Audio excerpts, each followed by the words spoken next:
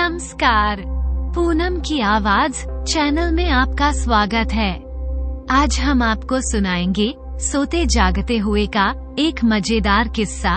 अगर आप हमारे चैनल पर नए हैं तो प्लीज हमारे चैनल को सब्सक्राइब करें, वीडियो को लाइक करें और शेयर करें। बहुत समय पहले की बात है, एक व्यापारी था। उस व्यापारी का एक बेटा था जिसका नाम भूषण था। माँ बाप का बड़ा लाडला था, क्योंकि इकलौता था। बाप अपने बेटे की हर इच्छा पूरी करता था। अभी लड़का जवानी हुआ था कि उसके बाप की मौत हो गई। अब भूषण एक बड़ी जायदाद का मालिक बन गया, क्योंकि उसके पिता की मौत के बाद सारी जमीन जायदाद का मालिक भूषण ही बनना था, क्योंकि वह इकलौता बेटा था। अब तो भूषण खूब मजे की जिंदगी गुजारने लगा। खुशामदी और मतलबी दोस्तों ने उसकी दौलत का खूब फायदा उठाया और अलग अलग बहानों से भूषण को लूटने लगे। ऐसे ही करके धीरे धीरे भूषण का सारी धन दौलत जाती रही। अब भूषण के पास कुछ नहीं बचा। माँ ने उसे पहले खूब समझाया था, बेटा, ये दोस्त अब मौका परस्त होते हैं। उन पर जो कुछ तुम रुपए लुटा रहे हो, कल वे तुम्हारी और मुंह फेर कर भी नहीं देखेंगे। जब तक तुम्हारे पास धन दौलत है तब तक ही वह तुम्हारे मित्र हैं, क्योंकि मतलबी मित्र जब तुम्हारे पास धन दौलत नहीं रहेगा तो तुरंत मुंह फेर लेंगे। ऐसे लोगों से दूर रहना चाहिए। लेकिन भूषण अपनी माँ की कोई बात नहीं मानता था, और माँ की बात वो एक कान से सुनता और दूसरे से निकाल देता था। मगर अब भूषण के पास जमीन, जायदाद, धन दौलत कुछ नहीं रहा, तो उसके मतलबी दोस्त भी ऐसे गायब हो गए जैसे गधे के सिर से सींग गायब हो जाते हैं। अब भूषण को एहसास हुआ कि उसे रुपए लुटने का इतना दुख नहीं था जितना उसके दोस्तों की बेवफाई का दुख था।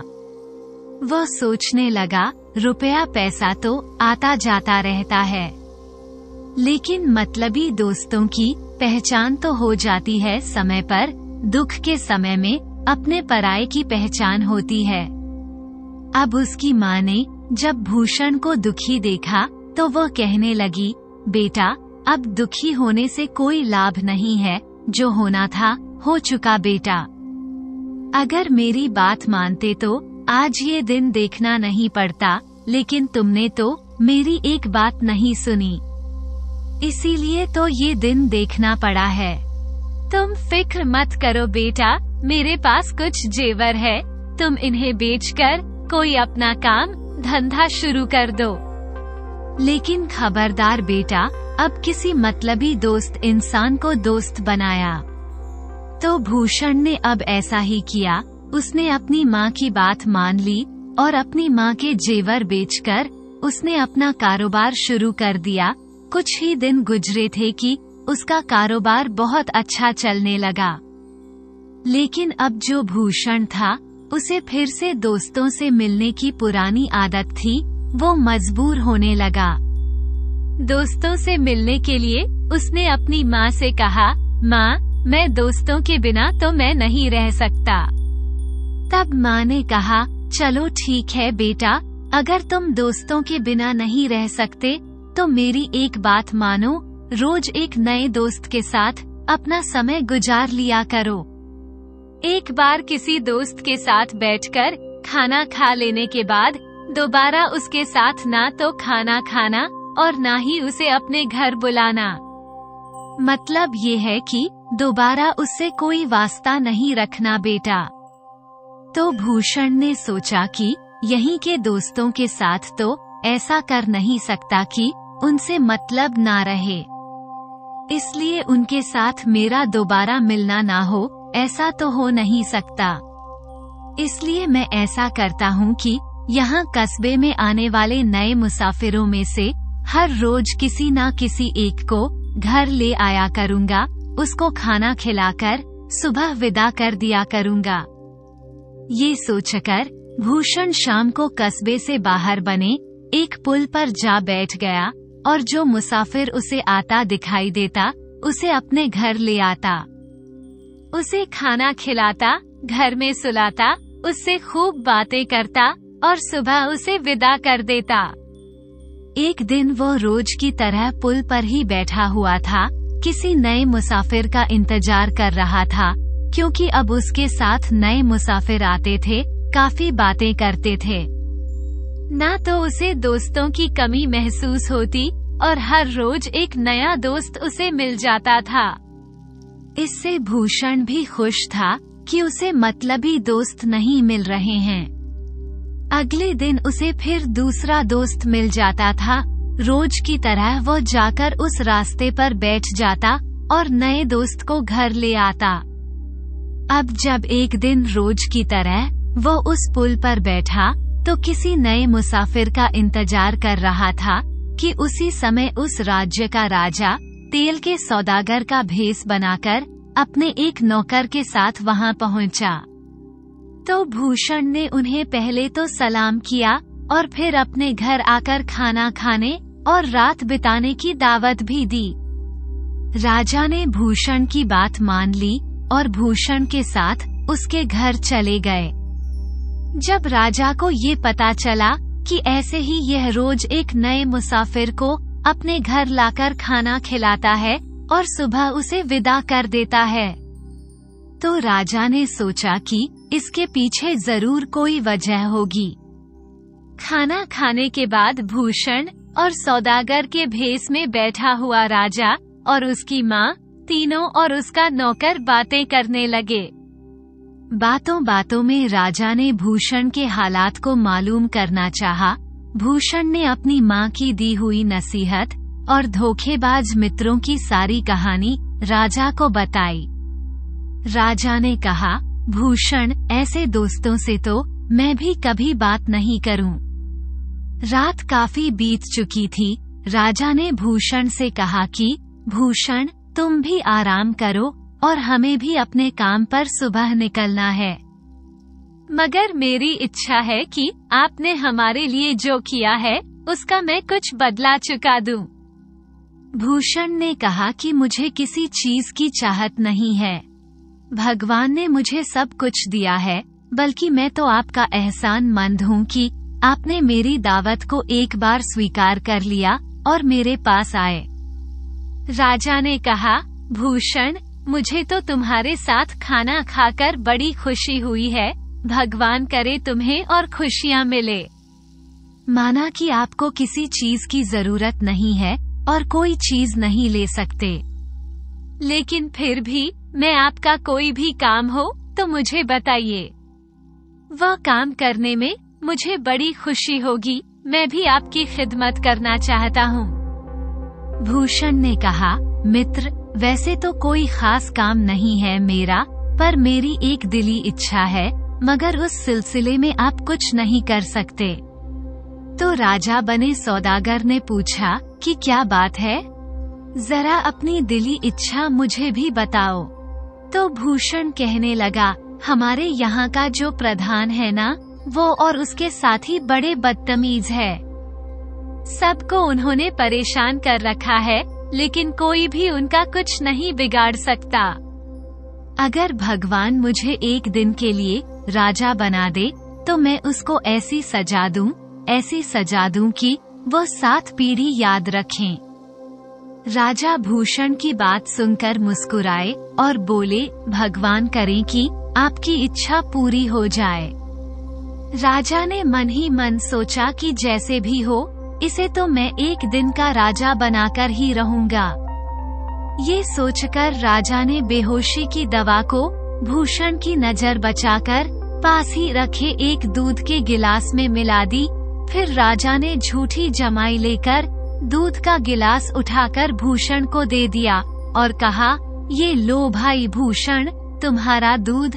हमने तो अपना दूध पी लिया है। चलो अब रात बहुत हो गई है, सोने के लिए चलते हैं। भूषण ने दूध पिया और वहीं बेहोश हो गया। राजा ने अपने नौकर से कहा कि इसे उठाकर मेरे महल में जल्दी से जल्दी पहुंचा दो। नौकर ने सब काम कर दिया अब राजा ने भी महल जाकर अपने दूसरे नौकरों को हुक्म दिया कि उसके कपड़े उतारकर उसे राजा वाले कपड़े पहना दिए जाएं और राजा के बिस्तर पर ही लेटा दिया जाए।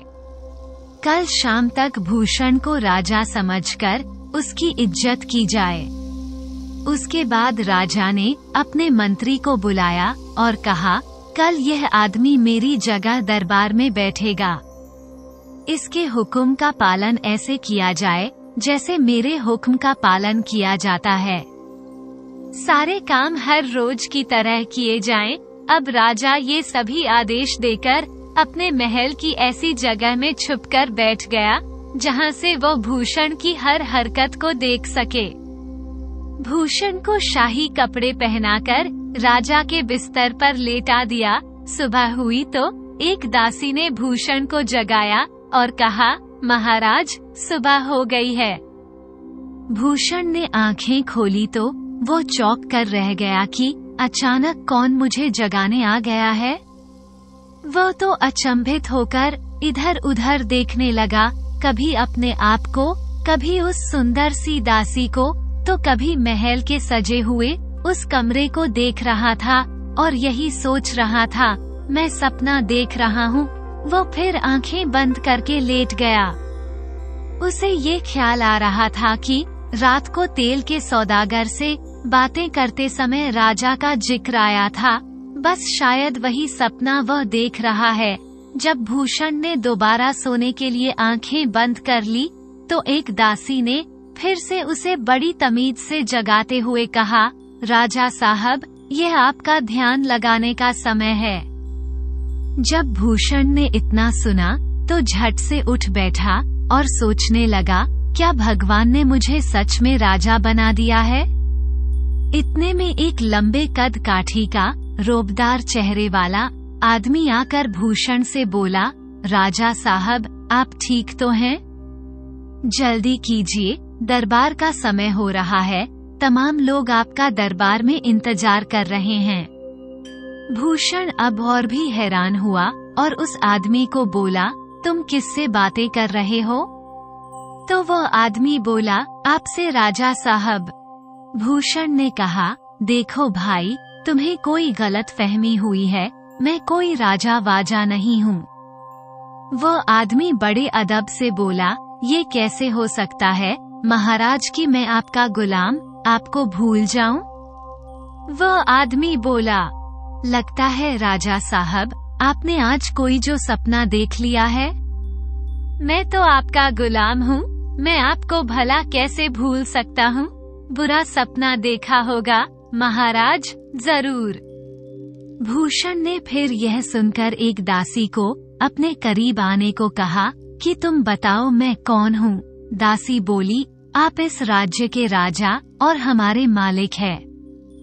भूषण की समझ में कुछ नहीं आ रहा था कि यह सब उसके साथ क्या हो रहा है।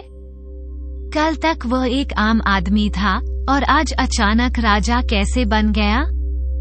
वह यही समझ रहा था कि उसके पास खड़े आदमी ने फिर उससे कहा कि महाराज, दरबार में फरियादी पहुंचने वाले हैं, जल्दी चलिए। भूषण ने बिस्तर से उठकर पूरे महल को देखा। पूरे महल में सब राजा को सलाम करने का शोर लगा हुआ था। जिधर भी भूषण निकलता उधर ही सब झुककर उसे सलाम करते। भूषण फिर सबको सलाम का जवाब देता हुआ 2 नौकरों के साथ दरबार में पहुंच गया और अपनी जगह जाकर बैठ गया। अब मंत्री ने लोगों की शिकायत को राजा के सामने पेश करना शुरू कर दिया, लेकिन भूषण ने सबसे पहले मंत्री को ये हुक्म दिया कि राजसी दरोगा को हाजिर किया जाए। दरोगा हाजिर हुआ तो भूषण ने अपने मोहल्ले का नाम बताकर कहा कि वहाँ के प्रधान और उसके साथियों का मुंह काला करके उन्हें शहर में घुमाओ और उन्हें ये कहकर बाहर निकाल दो कि यह उस बात की सजा है जो तुम मोहल्ले वालों को सताते हो। अब उसके हुक्म के अनुसार सब कुछ हुआ। अब भूषण ने हुक्म दिया कि उसी मोहल्ले में एक भूषण नाम का लड़का रहता है और उसकी माँ भी वहाँ पर रहती है। उस लड़के की माँ को 1000 सोने के सिक्के पहुँचा दिए जाएं। अब ये काम भी भूषण के कहते ही करा दिया गया। भूषण ने फिर एक फरियादी की फरियाद सुनकर उसका फैसला किया और फिर उठकर महल में आ गया। अब भूषण को खाने की मेज पर ले जाया गया, जहां अनेक प्रकार के व्यंजन देखकर भूषण सोचने लगा कि चारों तरफ सुंदर सुंदर लजीज लजीज स्वादिष्ट भोजन रखे हुए थे। सुंदर सुंदर थालियों में परोसे गए सोने चांदी की थालियां थी। सुंदर सुंदर दासियां भोजन लगा रही थी और भूषण चारों तरफ से सुंदर दासियों से घिरा हुआ था। अब भूषण खाना खाने लगा तो उसे यकीन नहीं हो रहा था कि ये सब हकीकत है। उसने फिर अपने आप को चुटकी काटी और मन में कहा, अरे मैं सच में राजा बन चुका हूँ। भूषण ने खाना खाते समय दासियों को अपने पास बिठाया और सबको अपने हाथों से उसने खाना खिलाया और सब दासियों के नाम पूछे। फिर भूषण को एक और कमरे में ले जाया गया, जो पहले से भी अधिक सुंदर और सजा हुआ था। भूषण वहां जाकर देखने लगा कि कितना बड़ा और कितना सुंदर कमरा है। उसने वहां बैठकर तकिया संभाला। फिर वहां पर सुंदर औरतों के द्वारा सुनाई जाने वाले संगीत और नृत्य को मस्त होकर वह सुनने लगा और देखने लगा। अब उन्हीं की मस्ती में मस्त हो गया। एक दासी ने राजा के इशारे के अनुसार एक जाम में बेहोशी की दवा मिला दी और भूषण के सामने पेश कर दी। अब भूषण एक ही घूंट में उस जाम को पी गया और बेहोश हो गया। अब राजा ने जल्दी से हुक्म दिया कि इसके पहने हुए कपड़े उतारकर इसके अपने खुद के कपड़े पहनाकर इसके घर भेज दिया जाए। अब जब सुबह भूषण की आंख खुली तो भूषण ने अपने आप को अपने उसी पुराने घर में पाया। उसने खूब आंखें मसली, पर देखा तो कुछ समझ नहीं आया और दासियों के नाम लेकर भूषण उन्हें पुकारने लगा, मगर कोई भी उसके पास नहीं आया। आखिर उसकी आवाज सुनकर उसकी माँ उसके पास आकर बोली, क्या हुआ बेटा भूषण, तुम कैसी बातें कर रहे हो? आज भूषण ने अपनी माँ को अपने सामने देखा तो बोला, तुम किसे अपना बेटा कह रही हो माँ? माँ बोली, अरे माँ को नहीं पहचानता बेटा भूषण। तो भूषण बोला, खबरदार, इज्जत से पेश आओ। कौन भूषण? मैं तो इस राज्य का राजा हूँ। अब उसकी माँ परेशान हो गई। ये सुनकर वह सोचने लगी, शायद मेरा बेटा पागल हो चुका है जो ऐसी बहकी बहकी बातें कर रहा है। वह अपने बेटे को समझाने लगी कि बेटा होश में आओ, ऐसा ना हो कि कोई तुम्हारी बातें सुन ले और फिर हमारी शामत आ जाए। अब भूषण को होश आया और बोला, माँ, क्या मैं सच में भूषण हूँ?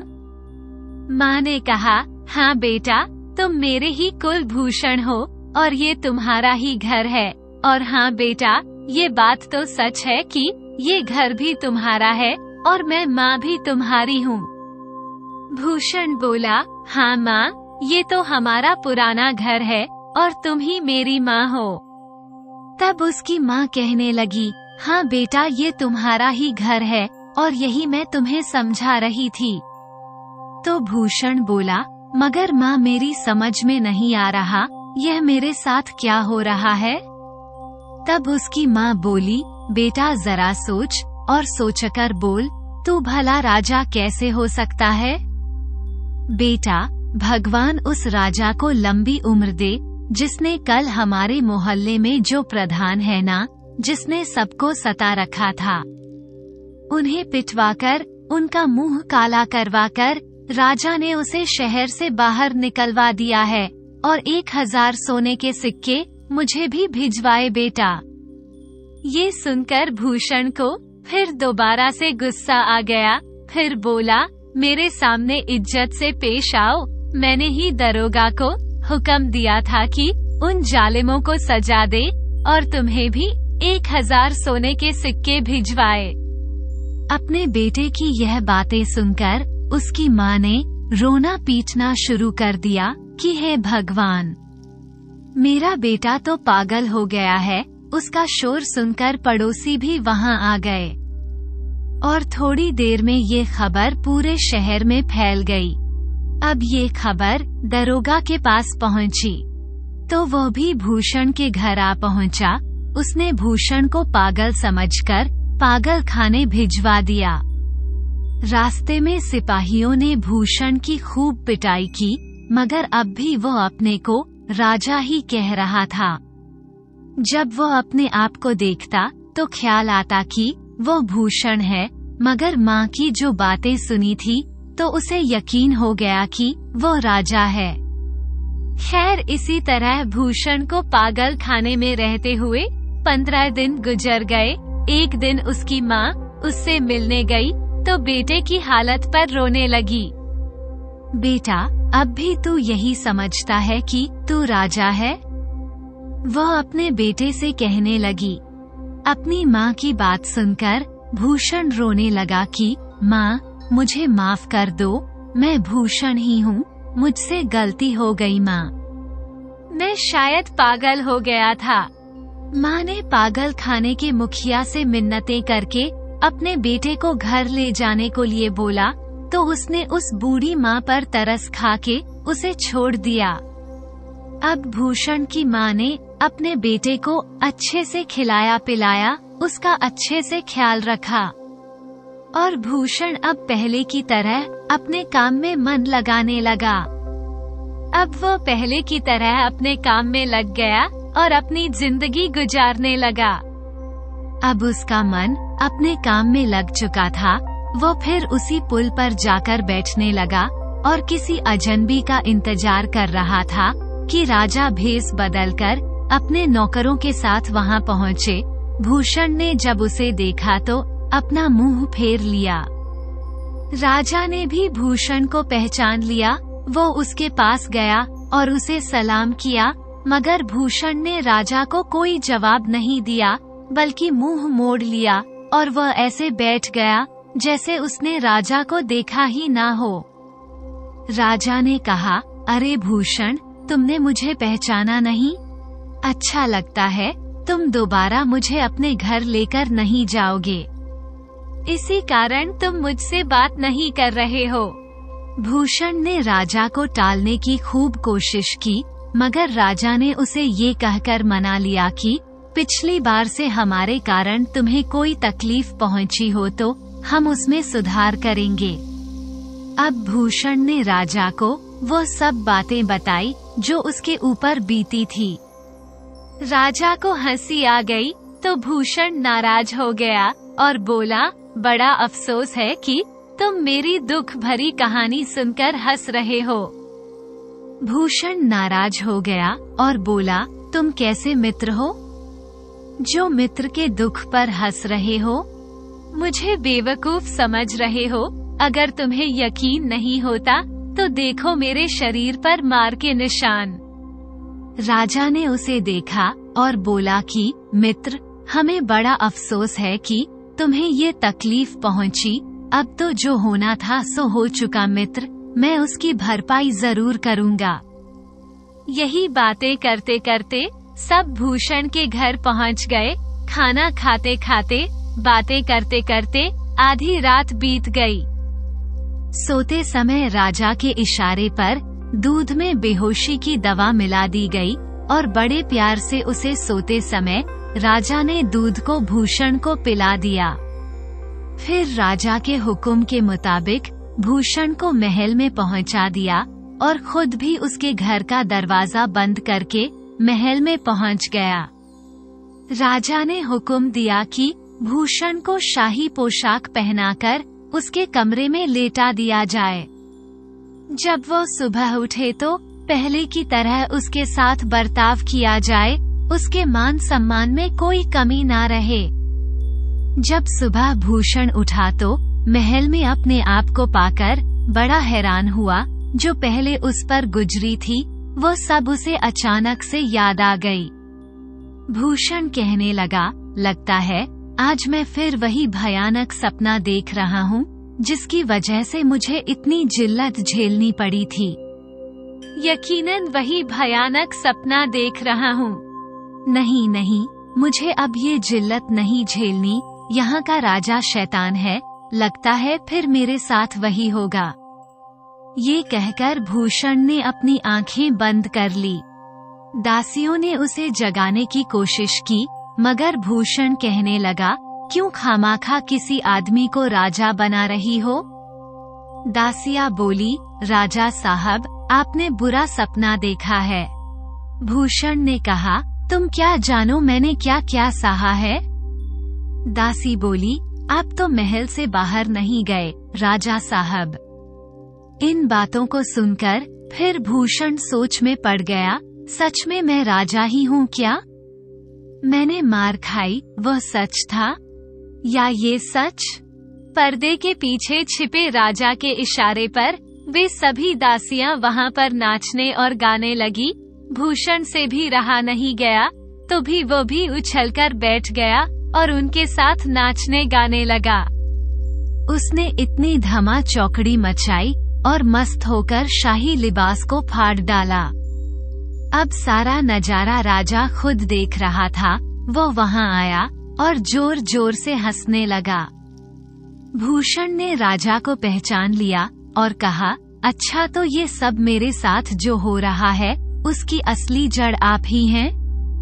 राजा ने भूषण को गले लगाया और कहा, भूषण तुम दुखी ना हो, मैं तुम्हारे सारे दुख दूर कर दूंगा।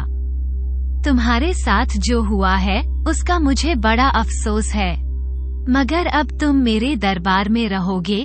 राजा ने उसे एक अच्छा सा घर दिया, खर्च करने को रुपए दिए। कुछ समय बाद भूषण और रानी की एक खास दासी के साथ भूषण का विवाह भी करवा दिया। रानी ने भी अपनी दासी को इतना सामान दिया कि उसका घर भर गया। दोनों खुशी खुशी रहने लगे। उन्हें जो सामान राजा और रानी ने दिया था, उन्होंने उस सामान को चंद दिनों में उड़ा दिया। अब उनकी हालत फिर से तंग हो गई और सोचा कि अब क्या किया जाए। रानी से कुछ मांगी तो भी शर्म आती है। फिर भूषण ने एक तरकीब सोची। उसने अपनी बीवी से कहा कि तुम एक सफेद चादर ओढ़कर मुर्दा बनकर लेट जाओ, मैं राजा के पास कफन दफन के बहाने कुछ रुपए ले आऊंगा। उसकी बीवी ने ऐसे ही किया। भूषण रोता हुआ राजा के पास पहुंचा। राजा के पूछने पर भूषण ने बताया, महाराज उसके ऊपर गमों का पहाड़ टूट पड़ा है। अब मेरी बीवी मर गई है राजा साहब। राजा ने भूषण को तसल्ली जरूर दी और उससे कहा कि तुम्हें कोई भी जरूरत है तो बताओ, और जो भी जरूरत का सामान था राजा ने सब सामान भूषण को दे दिया और कुछ रुपए देकर कहा, जल्दी जाओ, भूषण पहले अपनी बीवी के कफन दफन का इंतजाम करो, मैं बाद में आता हूँ, कुछ काम है राज्य का, उसे निपटा कर आता हूँ। अब भूषण सब लेकर घर आकर अपनी बीवी से बोला, अब मैं मुर्दा बनकर लेट जाता हूँ, तुम रानी के पास जाओ और तुम्हें भी कुछ माल मिल ही जाएगा। आराम से 3-4 महीने कट ही जाएंगे। अब भूषण की बीवी ने अपने पति को लेटाकर उसके ऊपर सफेद चादर उड़ा दी और रोती पीटती रानी के पास पहुंच गई। रानी ने अपनी चहेती दासी को इस हाल में देखा तो उसका कारण पूछा। दासी ने भूषण के मरने की खबर रानी को सुनाई। रानी ने अपनी दासी को तसल्ली देकर कफन दफन का जरूरी सामान और बहुत से रुपए देकर कहा कि मैं अभी आती हूँ, तुम कफन दफन का इंतजाम करो। दासी सामान लेकर घर आई तो दोनों खूब हंसे। अब इधर महल में राजा रानी जब शाम को आमने सामने हुए तो रानी अपनी दासी के पति के मरने का अफसोस करने लगी। राजा ने कहा, रानी तुम्हें गलत फहमी हो गई है, भूषण नहीं, उसकी बीवी मर गई है। रानी ने कहा, मुझे गलत फहमी नहीं महाराज, आपको गलत फहमी हो गई है, भूषण मर गया है। उसकी बीवी अभी मेरे पास आई थी और उसने कहा, मेरी किस्मत उजड़ गई है, मेरे पति की मौत हो गई है। वो बहुत ही रो रही थी, इसलिए मैं कैसे यकीन करूं कि उसका पति मर नहीं गया? उसका पति मर गया है, पत्नी नहीं, राजा साहब। तो राजा ने कहा, अरे मेरी मानो, मेरे पास खुद भूषण आया था, महारानी, और अपनी बीवी के मरने की खबर मुझे वो देकर गया है। और वो बोली, नहीं नहीं, ऐसे कैसे हो सकता है, तुम्हें गलत फहमी है। और दोनों राजा रानी में बहस होने लगी, क्योंकि दोनों वही अपनी अपनी बात पर अड़े हुए थे। तब राजा ने किसी तीसरे आदमी को भूषण के घर भेजकर सच्चाई का पता लगवाना चाहा। तो उस तीसरे आदमी ने महल आकर राजा को बताया कि भूषण तो जीवित है, उसकी बीवी मर गई है। रानी ने कहा, नहीं, मैं नहीं मानती। ऐसे ही 2-3 आदमी और भेजे गए, मगर सच्चाई का पता नहीं चल सका।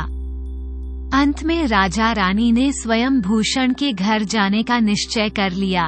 अब राजा रानी अपने नौकरों के साथ वहां पहुँचे तो दोनों मियाँ बीवी चादर ओढ़कर लेटे हुए थे। क्योंकि उनको पहले से ही अंदेशा था, वे आंखें लगाए दरवाजे को ही देख रहे थे। राजा रानी को आता हुआ देखकर वो मुर्दा बनकर लेट गए थे और दोनों पलंग पर लेटे हुए थे। राजा रानी ने दोनों को देखा तो अफसोस करने लगे, हे भगवान, दोनों ही एक दूसरे के गम को सहन नहीं कर सके और चल बसे। अब राजा मुर्दों के करीब बैठकर कहने लगा, अगर कोई मुझे बता दे कि इनमें पहले किसकी मौत हुई है, यानी कि पहले कौन मरा है, तो मैं उसे इनाम के तौर पर 500 सोने के सिक्के दे दूंगा। राजा की बात सुनकर भूषण उठकर बैठ गया और राजा के चरणों में गिरकर बोला, पहले 500 सोने के सिक्के दिलवाइए राजा साहब, फिर मैं बताऊंगा पहले कौन मरा। ये हाल देखकर उसकी बीवी ने भी चादर उतार फेंकी और रानी के चरणों में गिरकर माफी मांगने लगी। उनकी इन हरकतों से सब हैरान हो गए। रानी तो डर भी गई कि मुर्दे जिंदा हो जाते हैं। राजा ने फिर ये सब करने का कारण पूछा तो भूषण ने हाथ जोड़कर कहा, महाराज, हमने हमारी तंगाली से परेशान होकर ये सब सांग रचाया था कि ऐसा स्वांग रचेंगे तो राजा हमारी कुछ मदद करेंगे। राजा पहले ही भूषण की साफ दिली पर मेहरबान था। राजा ने उसे फिर और अधिक धन दे दिया और ऐसी हरकतें न करने का वचन लिया। दोस्तों, अगर आपको हमारी यह कहानी पसंद आई हो तो प्लीज हमारे चैनल को सब्सक्राइब करें, वीडियो को लाइक करें और शेयर करें। कहानी को अंत तक सुनने के लिए आपका धन्यवाद।